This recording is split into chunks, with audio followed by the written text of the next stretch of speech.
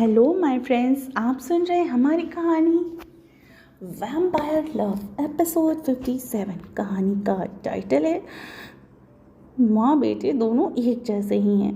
तो चलिए कहानी को आगे बढ़ाते हैं। अहान ने ऐसे किस करने से ध्वनि सिहर गई, उसके हाथों की मुट्ठियाँ कस गई थी। अहान ध्वनि को खाना खिलाया और उसकी गोद से उठकर उसे अपनी गोद में उठाकर धीरे से बेड पे लेटाता है और उसके माथे पर किस करके बोलता है, थोड़ी देर सो जाओ, बाद में मैं आकर तुम्हें जगा दूंगा। इतना बोलकर अहान जाने को मुड़ा, तभी ध्वनि ने उसके हाथे को पकड़ लिया। अहान पलट कर ध्वनि को देखता है, जो बच्चों की तरह मुंह बनाकर उसी को देख रही थी। ध्वनि बच्चों की तरह, तुम कहाँ जा रहे हो? अहान ध्वनि के साइड में बैठ गया और उसके बालों पर हाथ हिलाते हुए बोलता है, थोड़ा काम है, जल्दी आ जाऊंगा। वैसे भी मैं अपनी इतनी खूबसूरत बीवी से ज़्यादा दूर नहीं रह पाऊंगा। ध्वनि उसकी इन बातों को सुनकर शर्म से कंबल खींचकर अपने ऊपर डाल लेती है और दूसरी तरफ करवट ले लेती है। अहान को ध्वनि की हरकतों को देखकर काफ़ी हंसी आ रही थी और वह उसकी हंसी भी छूट जाती है। फिर वह वहाँ से उठकर बाहर चला जाता है, दरवाज़ा अच्छे से बंद कर देता है। वहीं डार्क रूम में अहान सोफे पर पैर पे पैर चढ़ाकर बैठे हुआ था। उसके सामने अनिका, माजिमा सर झुकाकर खड़े थे और जीवन करण साइड में खड़े थे। अहान अपनी सर्द आवाज़ में, क्यों किया तुमने ऐसा अनु? क्या ज़रूरत थी लक्ष्य को अपनी शक्तियों से ठीक करने की? अनु डरते हुए बोलती, भाई भाई वो अहान गुस्से में चिल्लाकर, क्या बोलो? तुम्हें पता भी है तुमने कितनी बड़ी गलती की है? तुम्हारी वजह से रेहान लक्ष्य तक पहुंच गया और ध्वनि को ब्लैकमेल कर पाया। अगर उसे कुछ हो जाता तो? अहान की गुस्से भरी आवाज़ सुनकर सब अंदर से कांप गए। अनिका रोने लगी, जिसे देखकर अहान का गुस्सा कम होने लगा। अहान उठकर उसके पास आया और उसको सीने से लगाकर उसके बाल पर हाथ फेरते हुए उसको शांत कराने की कोशिश करने लगा। अहान अनिका को शांत और रोना बंद करने के लिए कहने लगा और कहता है, तुम्हें पता है ना, अगर थोड़ी सी भी ऊंच नीच हो जाती तो तुम्हारी जान को भी खतरा हो सकता था। अनिका सिसकते हुए बोलती है, भाई मुझे कहीं ना कहीं लगता था कि लक्ष्य की इस हालत की जिम्मेदार मैं ही हूँ। अगर मैं आपको बताती तो आप कभी मुझे ऐसा नहीं करने देते, इसलिए मैंने माजिमा को मदद करने को और उसकी फार्म हाउस में लेकर गई। सॉरी भाई। अहान बोलता है, ठीक है, अब रोना बंद करो और आगे से मुझे बिना बताए कुछ ऐसा मत करना। और वो माजिमा को देखकर, तुम्हें मैंने पहले ही पूछा था, अगर तुमने नहीं बताया तो अब तुम्हें सजा तो ज़रूर मिलेगी। अहान की बात सुनकर माजिमा भी डर गई और उसके डर से पसीने छूट गए। तभी अंदर आते हुए लाही बोलती है, पर लक्ष्य का एक्सीडेंट कराया किसने था? लाही की आवाज़ सुनकर सबकी नज़र उस पर पड़ी। अनिका अहान से अलग होकर अपने आंसू पोंछ लेती है। लाही की सवाल सुनकर जवाब अहान, जीवन और करण अच्छे से जानते थे, इसलिए वो तीनों एक दूसरे के चेहरे को देखने लगते हैं।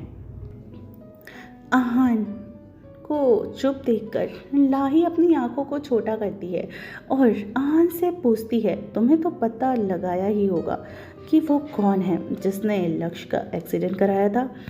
अहान लाही से, माँ ये सिर्फ लक्ष्य को बेपरवाही से हुआ है और इस एक्सीडेंट में किसी का हाथ नहीं है। लाही अहान से, जो भी हो पर लक्ष्य को कुछ नहीं होना चाहिए। अहान बोलता है, जी माँ, उसको हमारे मेंशन में ही शिफ्ट किया गया है, उसको पहले जैसे ही मैं करूँगा। लाही अपना सर हिलाती है, फिर अहान से बोलती है, ध्वनि कहाँ है? अहान, वो सो रही है। लाही मंद मंद हंसते हुए, कहीं तूने उसे ज़्यादा तो परेशान नहीं किया? अहान बोलने को मुंह खोलता है कि तभी ध्वनि अंदर आते हुए बोलती है, बहुत माँ, बहुत। ध्वनि की आवाज़ सुनकर सबकी नज़र उस पर पड़ती है। अहान उसको घूर घूर कर देख रहा था, जैसे पूछ रहा हो कि तुम्हें उठने को किसने कहा? ध्वनि मुंह बनाकर अहान से बोलती है, मैं थक गई थी लेटे लेटे, इसलिए आ गई। ध्वनि लाही को देखकर, माँ आपको पता है आपके बेटे ने मुझे कितना परेशान किया, आप डांट लगाइए उसे। लाही अहान को घूरने लगी और उसके और बढ़ने लगी। आहान आराम से खड़ा था। ध्वनि आहान को पिटते हुए इमेजिन करके काफ़ी खुश हो रही थी। तभी लाही से बात सुनकर उसको जोर से झटका लगा। लाही आहान के सामने जाकर, आहान ये तुमने बहुत अच्छा किया, इसी स्पीड में रहो और जल्दी से मुझे पोता या पोती दे दो। लाही की बातें सुनकर आहान के चेहरे पर एक डेविल स्माइल आ गई। वहीं ध्वनि का मुंह फाड़े हुए लाही को ही देख रही थी।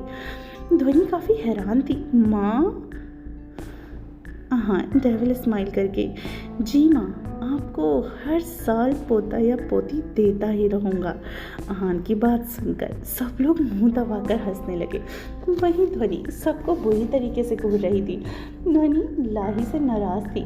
जाइए माँ, मैं आपसे बात नहीं करूँगी, दोनों माँ बेटे एक जैसे ही हैं। ध्वनि के इतना बोलते ही जैसे ही जाने को हुई, लाही ने उसके हाथों को पकड़कर रोक लिया और हंसते हुए बोलती है, अरे बहू, मैं मजाक कर रही थी।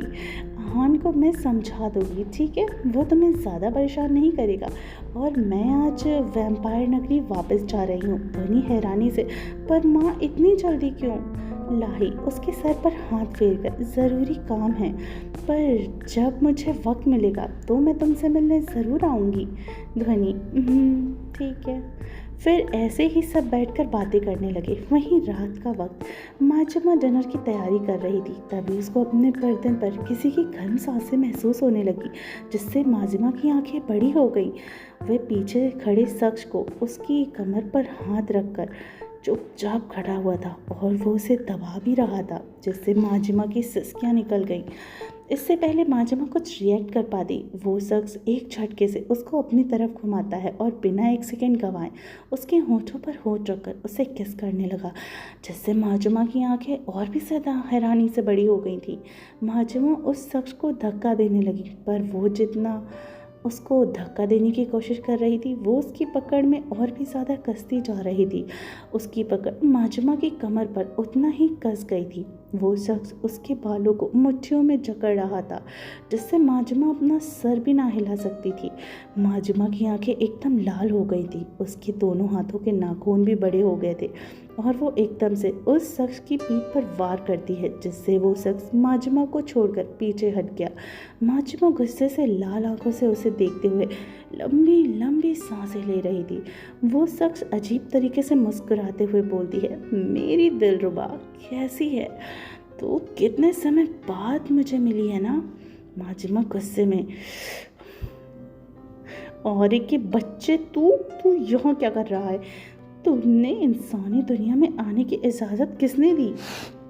आर्य माजिमा का पागल आशिक, यानी ग्रीन आइज, हैंडसम फेस और मस्कुलर बॉडी वाला एक वैम्पायर था, जिसका जितना देखो वो उतना ही सुंदर और उतना ही खतरनाक। दरअसल माजिमा और आर्य से बचने के लिए ही तो इंसानों की दुनिया में आई थी।